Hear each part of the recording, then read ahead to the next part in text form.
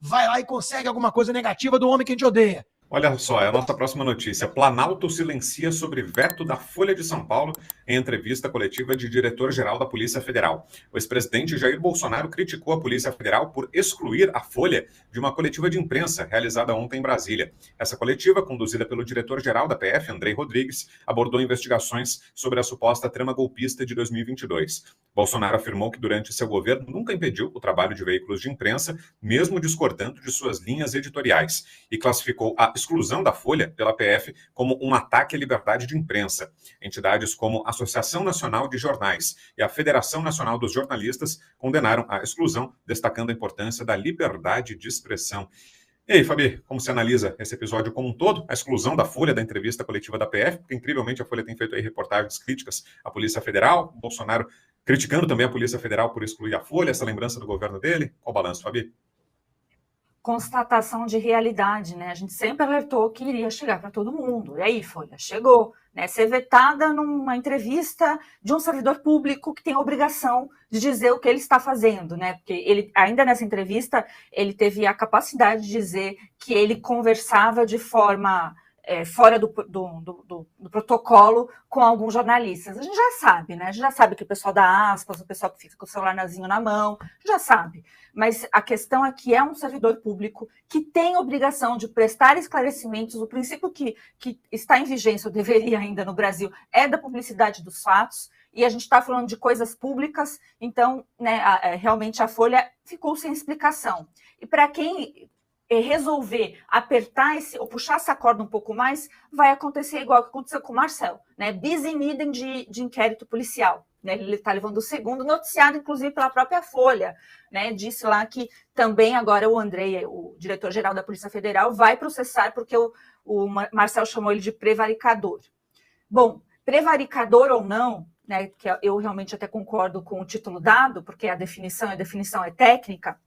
A gente sabe também que esse diretor da Polícia Federal, alinhado com o ministro da Justiça de Lula, alinhado com o Supremo, alinhado com agentes da PF, tem feito um grande serviço ao Brasil. E deixar alguma imprensa de lado, como era na época dos militares, né, bebês? Bebês. Vocês falavam tão mal, né? O Lewandowski reproduziu, assim, muito bem a Constituição de 1969, né, do período militar, que falava da liberdade, que não é absoluta, porque tinha crimes contra a honra, né? Então, é um retrocesso e a Folha nada pode fazer, porque se ela resolver espernear, o braço jurídico resolve as coisas no Brasil. Fala, Consta. O presidente Bolsonaro está coberto de razão, né? Ele fazia aquelas saidinhas, era muitas vezes atacado, aí sim, né, pela imprensa militante, tentavam ficar jogando casca de banana e tudo, ele podia dar uma ou outra resposta atravessada que a imprensa chamava de ataque à liberdade de imprensa, e não era, né? Mas ele nunca fez nada parecido. Quem censura a imprensa é essa turma do PT, tá aí.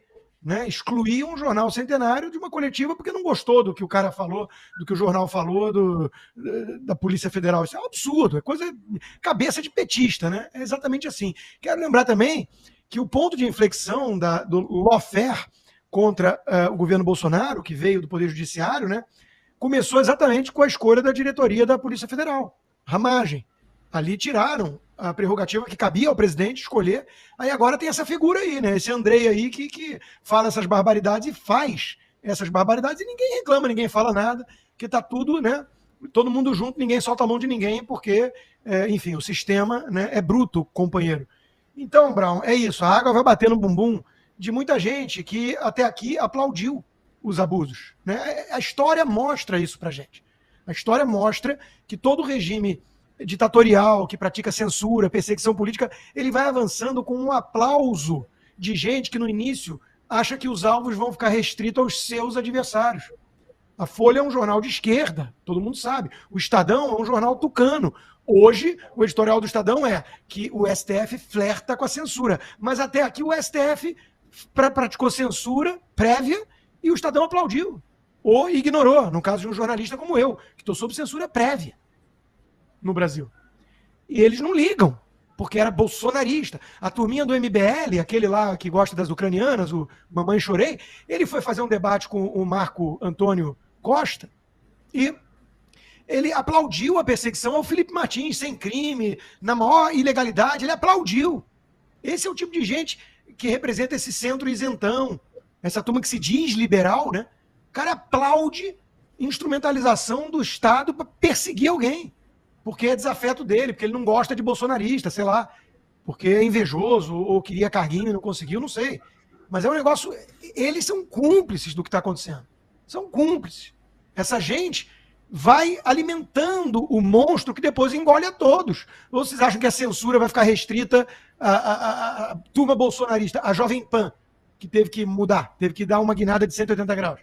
Vai ficar restrita à revista Cruzoé, lá no início. O cara que censurou a Cruzoé, porque falava dele, é o cara que está relatando a regulação das redes sociais num ativismo judicial que atropela o poder legislativo. Isso é o resumo do Brasil hoje, porra. E aí as pessoas não estão... Quem não está chocado e gritando é parte do problema, vamos combinar, né? Então o presidente Bolsonaro está coberto de razão de esfregar na cara dessa turma a hipocrisia deles. Ele era acusado de atacar a imprensa e nunca atacou. Fazia coletiva e aturava as provocações, que eram provocações de militantes ali que queriam uma chamada, né? Ah, e aí, o que você tem a dizer as pessoas que morreram? O que você tem a dizer? Porra, não sou coveiro! Né? Num ato de desabafo, ele soltava uma dessas, aí era o que eles queriam. Acho que devia alguns que tinham que sair com essa missão de manhã. O chefe de redação devia virar e falar: vai lá e consegue alguma coisa negativa do homem que a gente odeia. É assim que faz jornalismo? E ele deixava todo mundo livre. A Folha de São Paulo estampava artigo: eu entenda racionalmente como é bom o presidente morrer. Assinado Hélio Schwartzman. A outra botou 212 adjetivos na coluna dela, que o título era Bolsonaro, e que são adjetivos reservados apenas para os maiores monstros da humanidade, que você falaria do Fidel Castro, do Mao Tse Tung, dos comunistas. Ela se referiu ao Bolsonaro, com 212 adjetivos desses. Essa é a mídia, que ele respeitou e deixou em paz. E a turma agora não, né? A turma agora vai para cima da Folha, o Alexandre já foi, o STF, a Polícia Federal agora. Não quer, né? Não quer. Cadê, aliás, aquelas reportagens do Fábio Serapião e do Glenn Greenwald? Por que pararam com os 6 gigas? O que aconteceu ali? Queremos saber. Fala, Fabi. Só ia acrescentar que tivemos também, além de tudo, agressão física a jornalistas, que também, né, o Palácio do Planalto do governo Lula ignorou e nada fez, né? Então, lembra-se que o Bolsonaro foi processado por conta de levou um furo e agressão física, né, da jornalista da Globo, nada aconteceu. E para acrescentar em relação ao 6 gigas que o Consta acabou de mencionar, é interessante, mas se a gente for olhar pelo prisma de que você denuncia coisas que seriam capazes de parar um país decente e nada acontece, deve ser muito difícil você continuar peitando. Então eu entendo, né, entendo de verdade, mas acho uma covardia, né, dos pares também se silenciarem. E não é o Planalto que silenciou, ele é coadjuvante. Né? Eu vou falar que é coadjuvante porque nessa censura eles não são os principais, eles estão sendo usados, né? E parabéns aos envolvidos, vocês estão conseguindo calar as mentes mais brilhantes que o Brasil tem. Você, Darcio? Então, eu ia primeiro dizer isso, que ele, na verdade, ele é um coadjuvante, ele não decidiu essa censura. Quem determinou essa censura foi o governo ou algum ente que governa, mas que não faz parte do executivo. Por quê? Porque eles não iriam permitir, nenhum deles quer um jornalista que pergunte ao Andrei, por exemplo, o que ele estava fazendo no Palácio da Alvorada com 2 ministros do Supremo e o Procurador-Geral e o Presidente da República na noite que aconteceu aquela morte lá na frente do STF.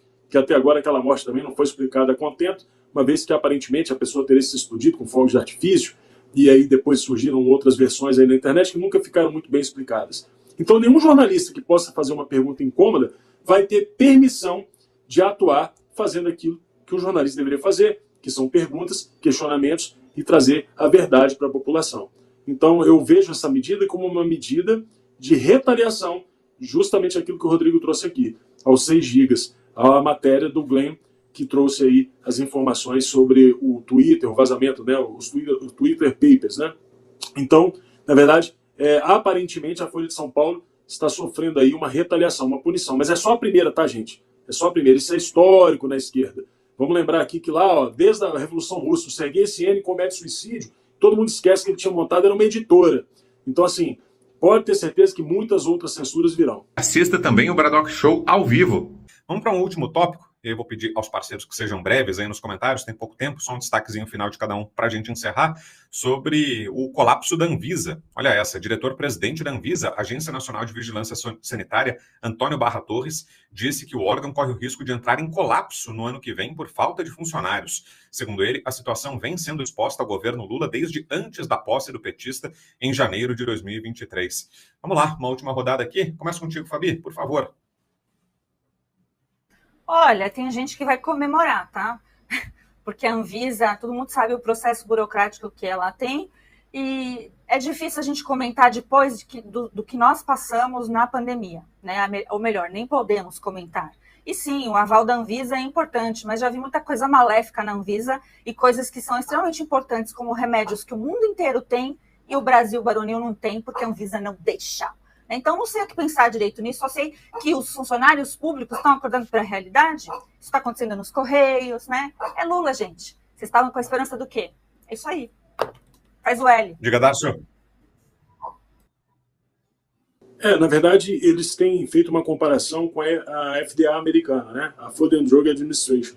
A diferença é que lá nos Estados Unidos eles atuam de uma forma frequente, inclusive contra o narcotráfico, entre outras coisas. Aqui no Brasil, essa atribuição não é necessariamente da Anvisa também. A FDA tem 18 mil funcionários e a Anvisa tem 1.400. Agora, eu faço uma sugestão para o presidente da Anvisa, que está muito preocupado com o colapso da Anvisa. Parem de cuidar de embalagem de ovo, do vinho, da cerveja, do azeite, enfim, do cocô à bomba atômica, e cuidem da aprovação das medicações, cuidem daquilo que é importante para a população, parem de fiscalizar quem produz uma banana, quem faz um queijo, e cuidando para que a produção dessas pessoas seja destruída, e vai cuidar daquilo que interessa, que talvez a população passe a olhar para a Anvisa de uma forma um pouco mais positiva. Infelizmente, como a Fabi trouxe, a Anvisa para a gente é só mais um órgão burocrático de tantas agências. Esse sim é um problema no Brasil. Muitas agências para regular, perseguir e atrapalhar o Brasil de prosperar. Você, Constant? Eu já escrevi textos muito duros contra a Anvisa no passado, inclusive falando que a Anvisa tinha uma postura meio fascistoide, com essa tutela excessiva, com essa questão de controle absoluto sobre tudo que podemos ou não fazer como indivíduos, coisas que apenas nos dizem respeito em relação à saúde ou riscos que queremos correr. Enfim, é uma visão meio paternalista mesmo. E tem vários problemas que os meus colegas já apontaram, da burocracia, do funcionário público.